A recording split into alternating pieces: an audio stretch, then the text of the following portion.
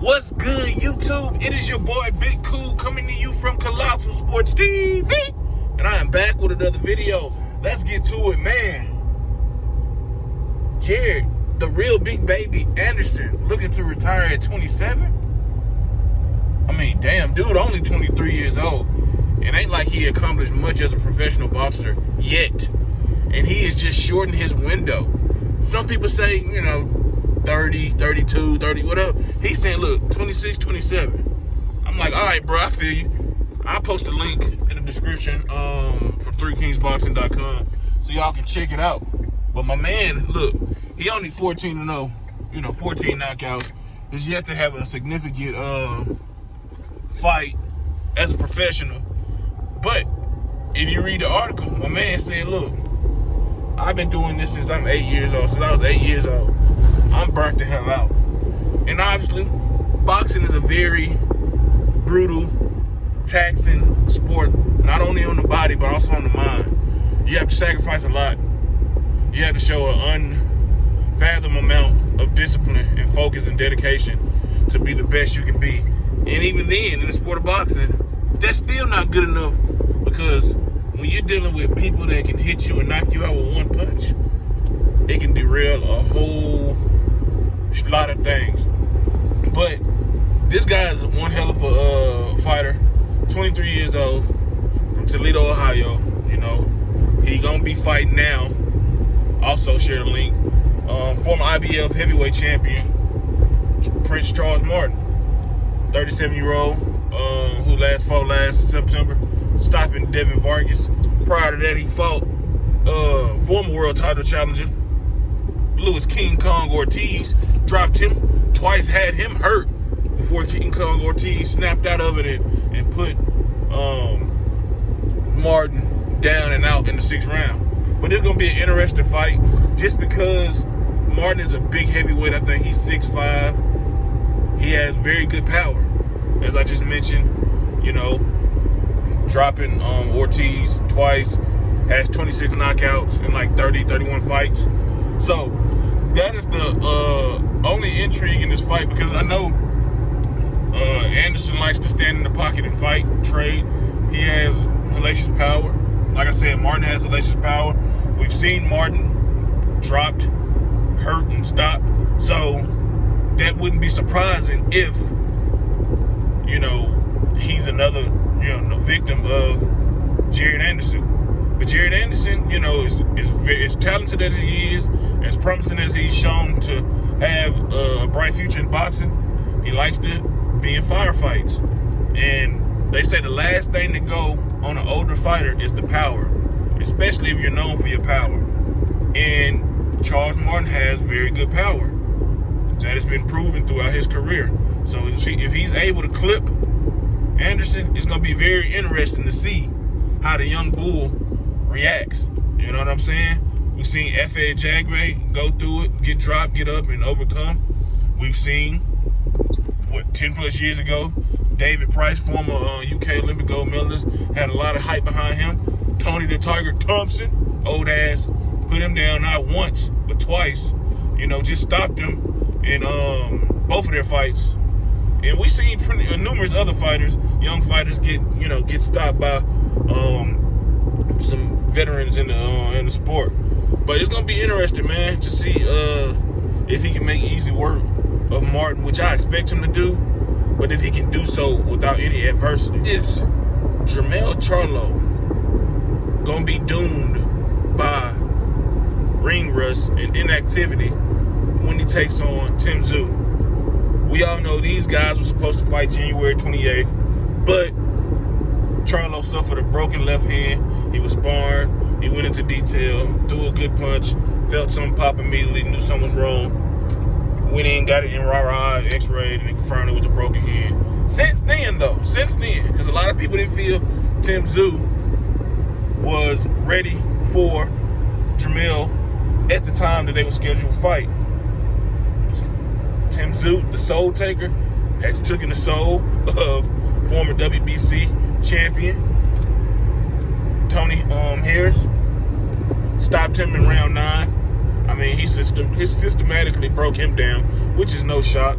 we all know how Tony Harrison get down. Very talented fighter, very capable. But you know, that engine isn't the best. That gas tank, it seems to get empty really quick. You know, and once that happened, he's dead in the water, pretty much. You know, sit and pray. And then Tim Tszyu just recently, like this past weekend, obliterated Carlos Ocampo, the same guy who was knocked out to a body shot by Errol Spence, like in 2018 when he was fighting at welterweight. He just got his ass beat. Man. Let's be real. But how does that play in a potential matchup with Jermell Charlo for all the titles? You know what I'm saying? He's getting better. He's been able to fight consistently. He's been able to stay sharp by fighting and you know, being in the ring. Jermell, on the other hand, hey, I don't know if his hand is 100% healed, but he's been chilling. You know what I'm saying? He's done some interviews. Pretty sure he's done some traveling, enjoyed time with his family. I'm pretty sure he's been, you know, keeping an eye on Tim Tszyu and staying somewhat in shape because he's a professional. You know, you never had to question the hard work and dedication from Jermell Charlo. But he's 33 years old. Tim Tszyu is supremely confident. He's talented, and he's ready to assume the role, the number one guy in the junior middleweight division. And to do that, he got to go through Jermell Charlo, and he feels like he gonna do it. You know, he's been saying like, "Look, man, I'm working. That dude clubbing, chilling. He want to be in the club, the parties, want to be seen, bright lights, Hollywood. You know, that celebrity life. Me, I'm just going to work, getting better at my craft, and we gonna see. Just how better Tim Tszyu really has gotten once he's in the ring with Jermell. It's easy to say what you're going to do, what you have done, how you've gotten better. But Jermell a dog. Jermell can knock you out. He can outbox you. He can outfight you. He can outthink you. He's not the undisputed junior middleweight champion for no reason. That's just what it is. You know what I'm saying? And it's going to be very interesting. In my opinion, I think it's going to be a little rushed for Jermell the first 3-4 rounds. But if he can weather that storm, which I think he will be able to, because as much as Tim Tszyu talking, I don't think he's just going to come in there and try to bum rush him like he did Ocampo. For one, Ocampo is not technically or fundamentally sound as Charlo. He's not as talented. He's not as experienced. You know what I'm saying? And the last thing you want to do against Jermell is come in there reckless, square it up, leave yourself open for a left hook, right hand, right uppercut, you know? And that's one thing that Tim Tszyu did. He was squared the fuck up when he was whipping up on Carlos Ocampo's ass. You know what I'm saying? And that's not a good look. You never want to leave yourself wide open for incoming punches, especially when your chin is exposed, your footwork is out of place. So, I mean, we got to see how both guys approach that fight come fight night. But I can't wait for that fight, man. It's been long overdue. I mean, honestly, we thought Sebastian Fundora was going to be that guy to give Jermell problems, potentially. But Brian Mendoza, shout out to him, he said, nah, he can't even get by me. He stopped his ass, you know, took his WBC interim title. So he looking forward to the winner of this fight. But this is definitely the fight to be made at junior middleweight. Jermell Charlo, Tim Tszyu. Both guys can knock you out. Both guys come to fight. Both guys always in tip-top condition. So it's definitely going to be one of those good fights once it takes place. All right, man. Last but not least, a lot of people probably don't care, but rematch between Anthony Joshua and Dillian Whyte is not happening. No way, no how. Eddie Hearn, you know, came out and said, look, you made an offer they didn't like. And after that, it really wasn't much more negotiation that took place. He just also dispelled rumors that that Dillian Whyte demanded $10 million. I'm glad he did, because Dillian Whyte at this point has been a thorn in people's side when it comes to negotiation. He finally got his long overdue WBC title shot against Tyson Fury. He got put out in 6 rounds. Pretty much wasn't, it was like sparring. I mean, Dillian Whyte is to be respected, you know. A very good fighter. Fought everybody. He still, you know, obviously is an active fighter and has aspirations of becoming a champion and continuing to fight the best fighters in the sport.